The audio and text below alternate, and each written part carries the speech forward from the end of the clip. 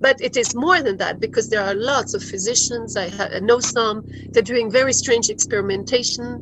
There are beings from portals coming in and out. It's physicists from the CERN who told me this. They've testified to beings coming in and out of portals. Yes.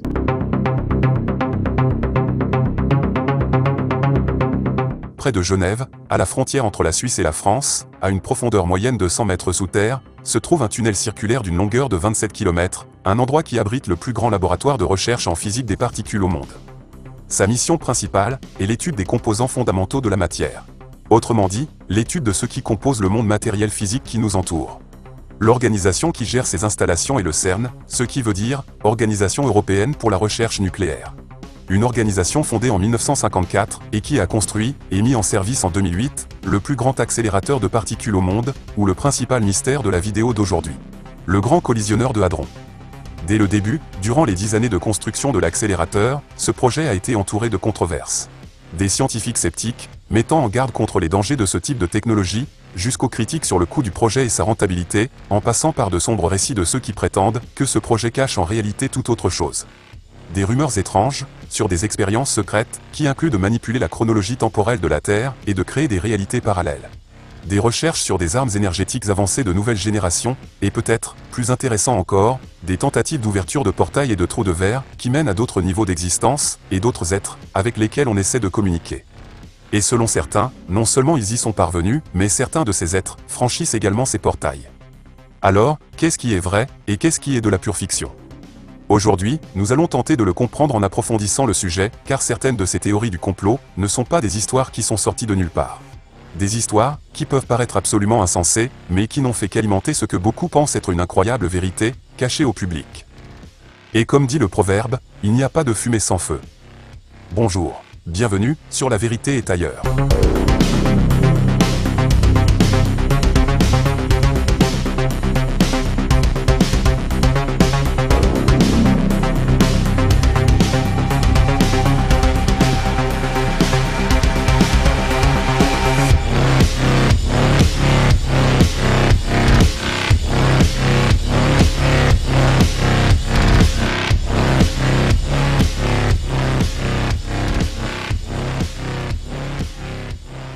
Presque depuis le tout début de mon travail sur cette chaîne, une chose a été constante dans vos commentaires, qui a été de me demander de faire une vidéo sur le CERN. Un sujet très intéressant pour moi, mais qui, pour une raison que j'ignore, n'a jamais été abordé. Je ne l'ai pas évité, mais j'ai toujours pensé que j'avais le temps de le faire plus tard. Mais cette histoire n'est pas si simple, et il y a toujours en arrière-plan toutes ces théories du complot qui entourent la situation. J'ai donc à nouveau étudié le sujet, et puis j'ai réalisé qu'il n'est pas étonnant que certains croient à des choses vraiment sombres, au vu de toutes les rumeurs qui circulent sur Internet. Alors, que fait-on vraiment au CERN? Officiellement, c'est le Grand Collisionneur de Hadron. La plus grande machine scientifique de l'histoire, mise en service en 2008. Pour ceux d'entre vous qui n'ont absolument aucune connaissance ni formation en physique, ni en sciences, je vais essayer de l'expliquer de manière simple et compréhensible pour tous. Avez-vous déjà démonté vos jouets lorsque vous étiez enfant, ou même les avez-vous carrément cassés pour découvrir ce qu'il y avait à l'intérieur, et comment ils fonctionnaient? Eh bien, au CERN, ils font à peu près la même chose, mais au lieu de casser des jouets, ils cassent le plus souvent des protons. Ce sont des particules chargées positivement, que l'on trouve dans les noyaux des atomes, mais ils peuvent parfois aussi briser des ions de métaux lourds, comme le plomb. Le principe est le suivant. Des faisceaux de milliards de protons sont projetés dans un accélérateur de particules, à travers un tunnel comme celui-ci, long de 27 km, et à une vitesse proche de celle de la lumière. Vous disposez de deux faisceaux de protons, allant dans des directions opposées. D'immenses électroaimants les stabilisent, puis ils entrent en collision à certains endroits, pour pouvoir les observer. Et c'est grâce à des détecteurs, il y en a 8 au total. 4 grands, et 4 plus petits. Le grand détecteur comme l'Atlas, est énorme, il est encore plus grand qu'une maison, et ici, vous pouvez voir sa taille comparée au technicien, qui est en fait un cylindre de 46 mètres de long, de 25 mètres de diamètre, et pèse un poids incroyable de 7000 tonnes. Il est situé dans une chambre spéciale du hall, à 100 mètres de profondeur. Les autres détecteurs sont légèrement plus petits, mais ils servent tous à différents types d'expériences, et surveillent les collisions des particules dans différents scénarios. À l'intérieur de ces détecteurs, les scientifiques enregistrent, par exemple, la désintégration de 2 protons ou d'autres particules qui se désintègrent lors d'une collision en particules encore plus petites, telles que des quarks, ainsi qu'un grand nombre d'autres particules. Et s'ils font cela, c'est pour tenter de comprendre la composition de la réalité qui nous entoure. La composition de la matière, jusqu'à ses particules les plus infimes. Et c'est ainsi qu'ils tentent de comprendre comment notre univers est apparu. Ils étudient également les trous noirs, mais avec des particules encore plus petites. Mais les scientifiques qui les étudient ont-ils découvert quelque chose de nouveau? Eh bien oui. Ils ont fait des découvertes qui ont apporté de nouveaux indices sur l'origine de notre univers, la matière noire et l'énergie noire, mais aussi sur d'autres sujets. Et la plus grande découverte de tous les temps, l'une des plus importantes de l'histoire des sciences, a été celle du boson de Higgs, en 2012. Ce nom vient du physicien Peter Higgs, qui en 1964, avait avancé la théorie de l'existence d'un mécanisme qui confère une masse à toutes les autres particules, le mécanisme de Higgs.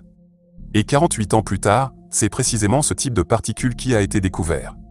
Le boson de Higgs, communément appelé dans les médias « la particule de Dieu » en raison de l'effet sensationnel que cette découverte avait provoqué. Le prix Nobel de physique 2013 a été décerné à François Englert et à Peter Higgs pour leurs travaux sur le boson de Higgs, après que leur théorie ait été confirmée par des expériences au CERN. Le nom de particule de Dieu n'est pas venu de la science, mais a été popularisé par les médias, créant un véritable buzz autour de cette histoire. Le boson de Higgs permet de comprendre l'origine de la masse des particules subatomiques.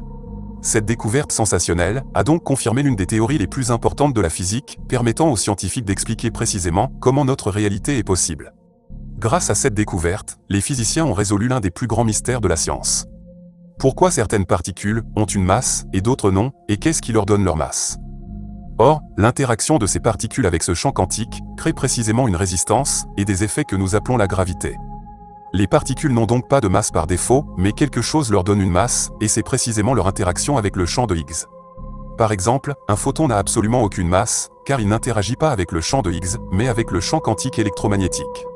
Notre monde entier est donc entrelacé par divers champs quantiques invisibles, qui confèrent à la matière qui nous entoure ses propriétés. Pour ceux d'entre vous qui s'impatientent et se disent « c'est bien tout ça, mais où sont les démons ou les êtres qui franchissent les portails du CERN ?» Eh bien j'aborderai bientôt le sujet, mais même si vous y croyez, ces créatures ou ces êtres doivent provenir d'un lieu extérieur à notre réalité. Appelez cela d'autres dimensions ou d'autres réalités. Car lorsque ces particules fondamentales de notre réalité, c'est-à-dire notre matière, entrent en collision avec d'énormes énergies, il y a une possibilité que les physiciens puissent, au sens figuré, déchirer le tissu même de notre univers, et quand cela se produit, qui sait quel genre de choses viennent de ces autres dimensions.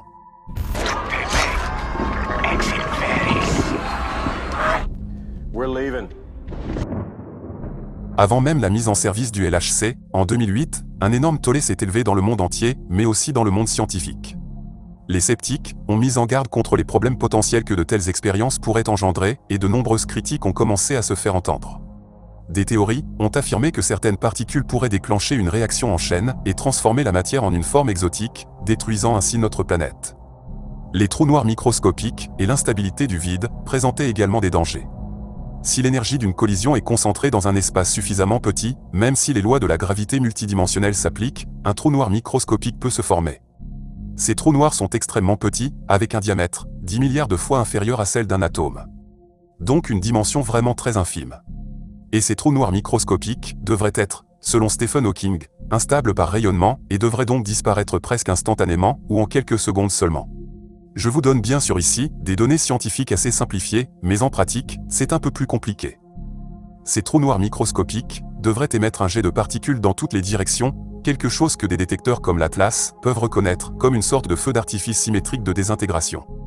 Mais selon certains physiciens, il y aurait quand même un risque non négligeable qu'un tel trou noir microscopique puisse grandir soudainement de manière incontrôlable et finisse par engloutir notre planète tout entière.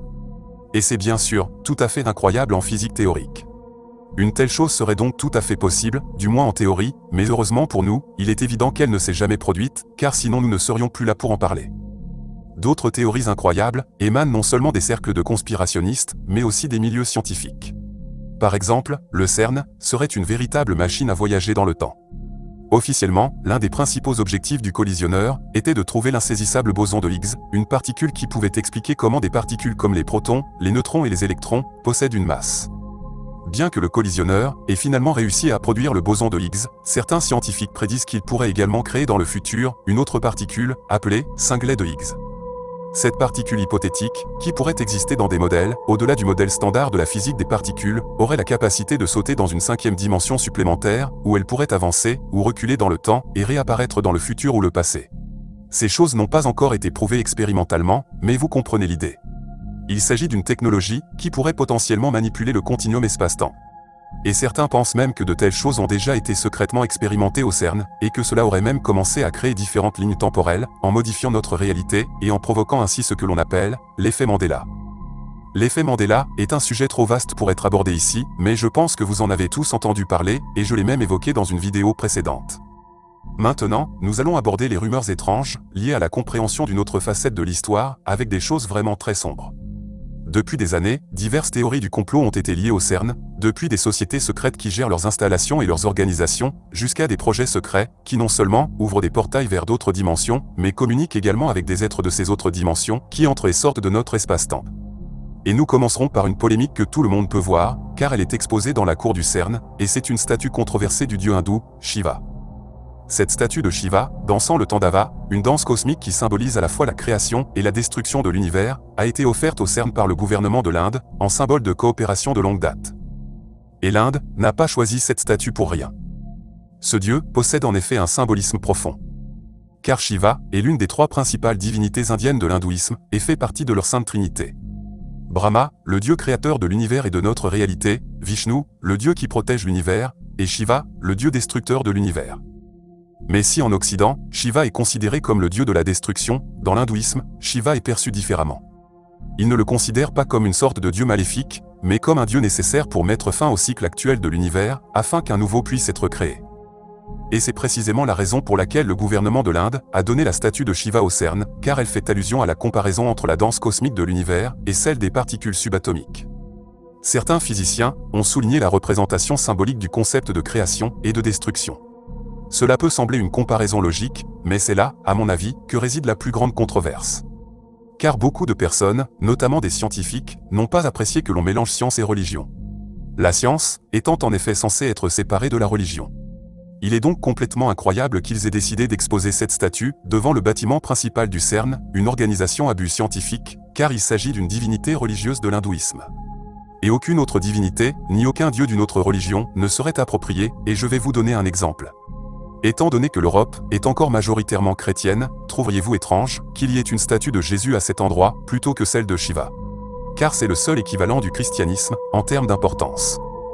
Je pense évidemment que la plupart des gens trouveraient cela incroyablement étrange, voire totalement inapproprié. Ainsi, selon de nombreuses critiques, il est scandaleux que ce symbole religieux de l'hindouisme soit situé juste en face de l'un des plus grands projets scientifiques du monde, notamment en raison d'un autre incident, survenu juste devant cette statue. Un incident qui a provoqué une énorme polémique.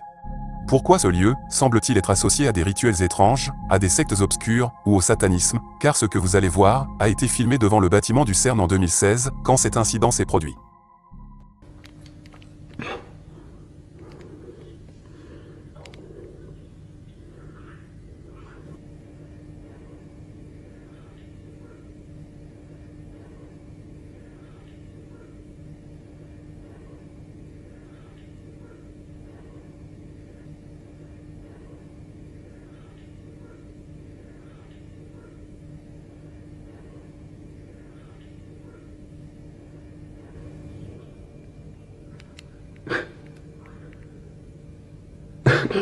What the fuck?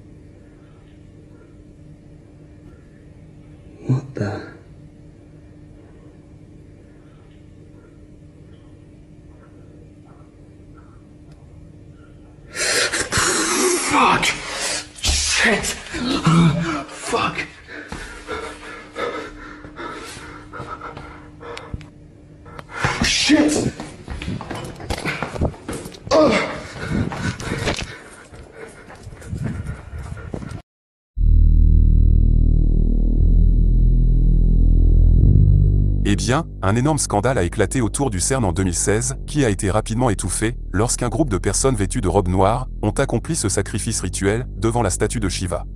Et non, ce n'est pas une sorte de spectacle, ce n'est même pas une vidéo truquée, l'enregistrement est réel.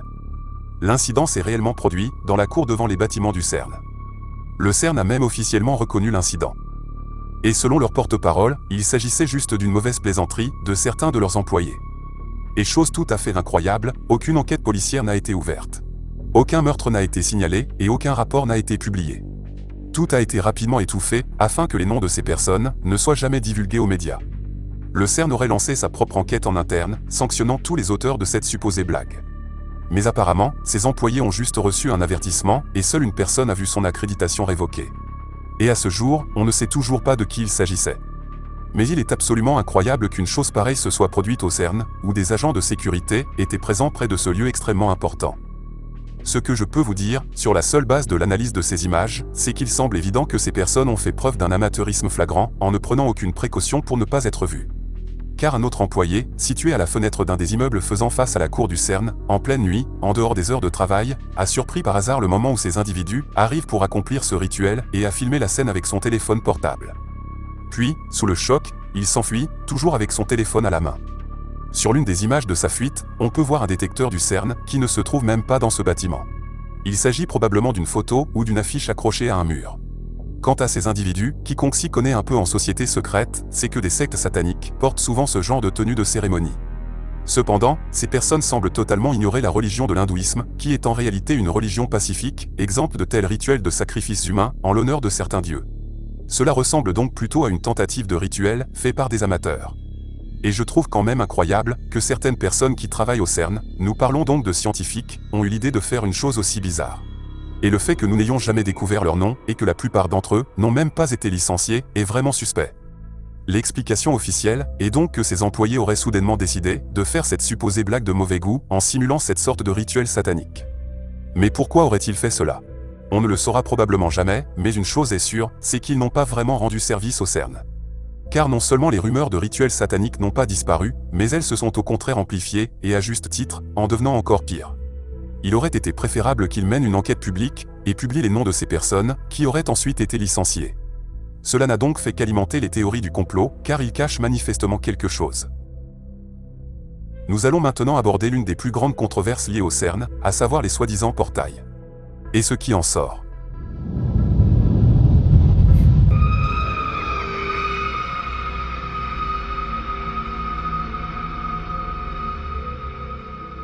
Si on regarde attentivement le logo du CERN, certains y voient le nombre 666, faisant évidemment référence à un culte satanique. Quand on parle d'histoires comme celle-ci, bien sûr, il existe de nombreuses sources, mais si on exclut Alex Jones, David Icke et d'autres personnes similaires, l'information se réduit à un très petit nombre de personnes ayant de véritables liens avec le CERN. Des personnes qui prétendent qu'il s'y passe vraiment des choses étranges. Parmi elles, on trouve le Dr Astrid Stückelberger, scientifique suisse et experte en santé publique, qui possède une riche carrière à la faculté de médecine de l'Université de Genève et travaille depuis plus de 10 ans dans des domaines tels que la santé mondiale, le vieillissement, l'éthique et la réglementation des politiques de santé. Elle a travaillé pour l'OMS, l'Organisation mondiale de la santé, les Nations unies, la Commission européenne et le secteur privé, et a publié plus de 180 articles scientifiques et politiques et pas moins de 12 ouvrages. Elle a même reçu un prix international du secrétaire général de l'ONU pour son travail accompli, a été nominée parmi les 100 personnalités les plus importantes de la Suisse et est régulièrement invitée par les médias pour des interviews en tant que conférencière lors de différents types d'événements. Elle n'est donc évidemment pas quelqu'un qui propage des théories du complot. Mais cette scientifique est pourtant l'une des principales sources selon lesquelles le CERN ouvre des portails vers d'autres dimensions et communique avec des démons ou des êtres venant d'autres niveaux d'existence. Cette femme n'a jamais travaillé au CERN, mais comme elle travaillait pour l'OMS, elle a pu rencontrer 2 scientifiques et une autre personne qui lui ont raconté une histoire incroyable lors d'une convention, peu de temps après qu'elle ait abordé ce sujet. Maintenant, certains d'entre vous se demandent peut-être ce que cette femme faisait avec des scientifiques du CERN, car ce n'est pas son domaine de compétence. Eh bien, comme elle travaillait à l'OMS, elle faisait des recherches sur le CERN et son impact sur la santé humaine et les dangers potentiels pour la population générale. Car aujourd'hui, certains agriculteurs suisses et français protestent car ils ne sont pas contents que le tunnel du CERN se trouve juste sous leurs exploitations. C'était donc une convention liée au CERN. En même temps, elle s'intéressait aussi personnellement à toutes les rumeurs de l'existence de portails et d'êtres démoniaques. Après quoi, cette femme a abordé ce sujet avec ces 2 scientifiques du CERN qui lui auraient parlé de ces choses étranges. But it is more than that, because there are lots of physicians. I know some. They're doing very strange experimentation. There are beings from portals coming in and out. It's physicists from the CERN who told me this. They've testified to beings coming in and out of portals. Yes. So they have apparently in the bottom of the CERN this portal, this door where they are dealing with all the subatomic dimensions. They say there are 17 different dimensions of reality. That's what those physicists say. Some others say there are more dimensions. You know, we know and now when you look at what is going on in the CERN, there is a fight from some of the military agencies. Intel, they say that there is a fight on time. They're trying to change time.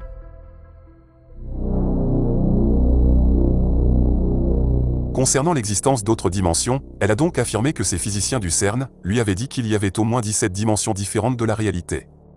Et il ferait des expériences très étranges avec ces portails. Cette femme affirme donc qu'il existe un laboratoire au CERN, fermé au public, où sont menés ce genre de programmes secrets, dans lesquels même les militaires sont impliqués, et qu'ils ouvrent délibérément des portails vers ces autres dimensions. Lors de ces expériences secrètes, ces scientifiques auraient déposé un objet devant l'un de ces portails, et lorsqu'un d'entre eux s'ouvrait, une entité, ou un être, en sortait, et emportait l'objet. Ils retraversaient donc le portail, ce qui signifie que l'objet disparaissait physiquement avec cet être. Et après cela, ils auraient commencé à expérimenter l'envoi d'autres choses, à travers ces mystérieux portails. Mais on ne sait pas s'il s'agissait de personnes. Évidemment, après toutes ces déclarations, cette femme a commencé à avoir des problèmes. Car elle ne parle pas seulement de ces rumeurs, elle évoque un très grand nombre d'autres sujets inquiétants, sans rapport avec le CERN. En effet, en plus de dire qu'il existe des portails interdimensionnels, cette femme a parlé de pandémies étranges, de composition de vaccins expérimentaux avec de l'oxyde de graphène, qui servirait de récepteur à des signaux électromagnétiques, et de l'introduction de la nanotechnologie, à travers les vaccins, après quoi les gens auraient des récepteurs dans le corps, qui transmettent ou reçoivent des signaux, afin de les surveiller ou de les manipuler. Incroyable. Mais elle n'est évidemment pas la seule à avoir dénoncé ce genre de choses. Cela peut donc paraître très surprenant pour certains, mais il ne s'agit pas d'une illustre inconnue, qui avance des théories du complot sans savoir de quoi elle parle. Il s'agit en effet d'une scientifique qui a travaillé pour l'OMS, l'Organisation mondiale de la santé, pendant très longtemps. Par conséquent, dans quelle mesure ces incroyables affirmations concernant le CERN sont-elles vraies? Cette histoire n'est évidemment pas de première main. Car elle n'a pas vu l'un de ces portails en personne, elle n'y a jamais été personnellement impliquée. Il s'agit donc d'un témoignage. Elle rapporte ce que ces deux scientifiques, dont les noms sont inconnus, lui auraient dit. Ces supposés scientifiques du CERN étaient-ils vraiment là, comme elle le prétend, et si oui, lui ont-ils vraiment donné ces informations après avoir compris ce qui l'intéressait? Ou lui aurait-il juste raconté cela pour plaisanter? Ce qui n'aurait vraiment aucun sens. À moins qu'il ne s'agisse d'une opération de désinformation pour décrédibiliser les rumeurs de véritables expériences secrètes. Quoi qu'il en soit, cette histoire est plus profonde que certains ne le pensent. Car écoutez bien. Jusqu'à présent, le CERN a bénéficié d'un financement de plus de 15 milliards d'euros, avec un budget annuel de plus d'1 milliard d'euros.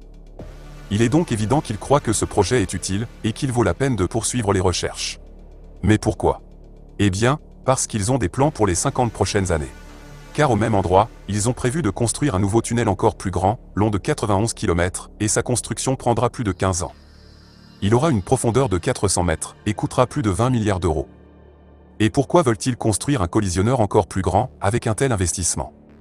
Eh bien, il s'agira d'un tunnel d'énergie supérieure, doté d'outils et de capteurs puissants, encore plus grands, plus résistants et plus performants, parce qu'ils pensent bien sûr que cela va les mener quelque part, car sinon, ils ne poursuivraient pas dans cette voie. Et même les Chinois pensent que c'est important, et ils sont encore plus ambitieux, car ils ont prévu de construire leur propre version de collisionneur. Leur modèle sera encore plus grand, et fera une circonférence de 100 km.